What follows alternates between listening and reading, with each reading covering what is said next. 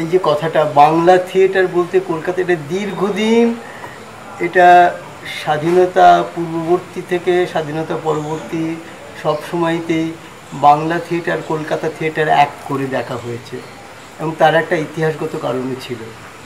এমনকি পূর্ব বাংলা, পূর্ব পাকিস্তান, মানে আগে পূর্ব বাংলা, পরে পূর্ব পাকিস্তান, পরবর্তীকালে বাংলাদেশ হওয়ার আগে পর্যন্ত সেখানকার কোনো থিয়েটারটাও ইতিহাসের মধ্যে নেই।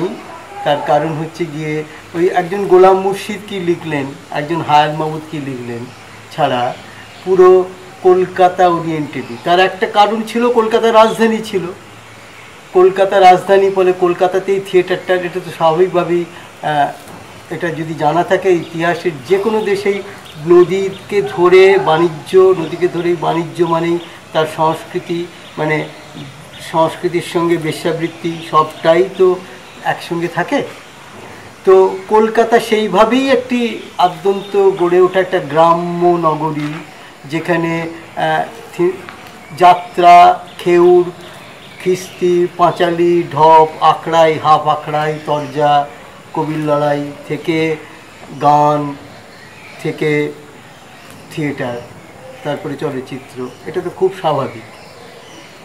এইখানটা ইতিহাস এবং আর্থসামাজিক নিয়মটা যদি জানা থাকে তাহলে এটার কারণ কি? তার কারণ হচ্ছে কি, যেখানে পয়সা থাকে সেখানেই তো বিনোদন থাকবে। পয়সাটা রয়েছে এখানে, বাবু আছেন এখানে, আর আমি কি নাচবো সুন্দরবনে বাঘের জন্যে? তা তো নয়। বাঘ যদি পয়সা খরচা করতো, আমি বাবু ছেড়ে বাঘের কাছে গিয়ে নাচ দেখাতাম। এটা বিনোদনের সহজ শর্ত।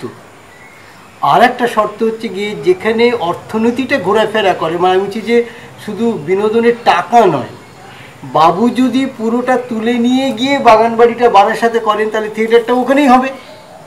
যেই মুহূর্তে দেখা যাবে যে আমার শান্তিনিকেতনে একটা অর্থনৈতিক কেন্দ্র গড়ে উঠছে, আমার বীরভূমে, আমার পুরুলিয়ায়, আমার বাড়াবাজারে, আমার নৈহাটিতে, আমার কাঁচরাপাড়ায়, তখন সেখানকার বিনোদনের জন্যে শিল্প সাহিত্যের জন্ম হবে।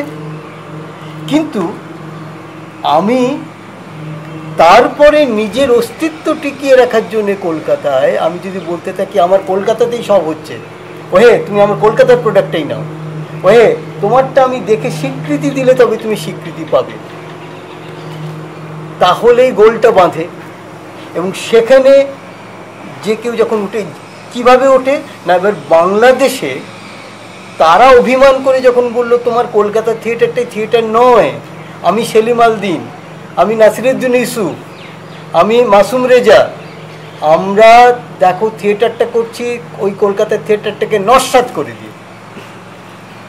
তখন হিন্দু ধর্ম যেমনভাবে বিরোধী চৈতন্য রামকৃষ্ণকেও বুদ্ধকেও গ্রহণ করেছিল, যে ও তো আমার হিন্দু ধর্মেরই অবতার, তার আগে বললো পর্যন্ত মেরে ফেলতে চেষ্টা করেছে, কিন্তু যেই দেখলো পারলো না, সে আরও জয়েন্ট হয়ে উঠে পড়েছে, তখন তাকে বললো আরে ও তো আমার ভাই।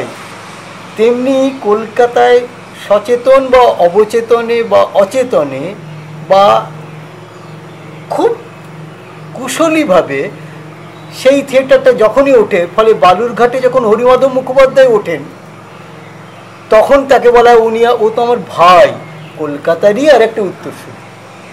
IPTA movement, Indian people theatre association, যে সাংস্কৃতিক আন্দোলনটা গড়ে তুললো এবং যেটা গ্রামে গঞ্জে ছড়িয়ে দিল এবং গ্রামে গঞ্জ থেকে আহরণ করলো উপাদান, তখনই সেটা ডিসেন্ট্রালাইজ হলো, তখনই বিভিন্ন জায়গায় থিয়েটারটা নতুনভাবে জন্ম নিতে থাকলো।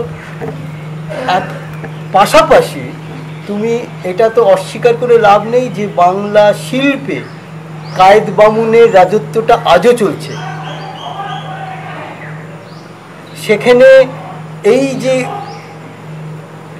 আমি কোনো মানে কাস্ট কথা বলছি না, কিন্তু কোথাও একটা তো আমরা ওই বামুন কায়েতের শিল্পটাকে যেদিন অস্বীকার করা গেল, তার জন্যে দরকার ছিল তারা যারা উঠে এলো আরও জোরদারভাবে থিয়েটারটাকে নিয়ে।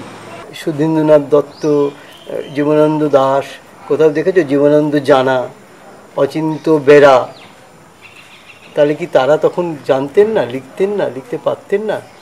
তাদের সেই গোত্রে ফেলা হয়নি, সেই গোষ্ঠীগুলোও তাদের গ্রহণ করেনি।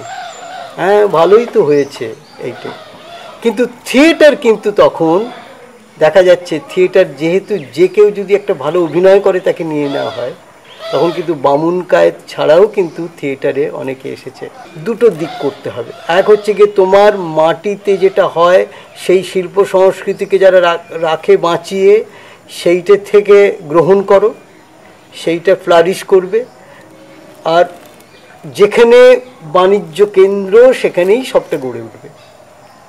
ফলে এটা ইতিহাস, এটা সাহিত্যের নয় শুধু, এটা সব শিল্পের জন্য সত্য। ওই যেহেতু আমাদের এখানে একটা দীর্ঘদিন একটা কমিউনিস্ট আন্দোলন চলে এসেছিল বা এখনও চলে, সেই জন্যেই কিন্তু এই থিয়েটারটা অনেক জায়গায় ছড়িয়ে গেছে।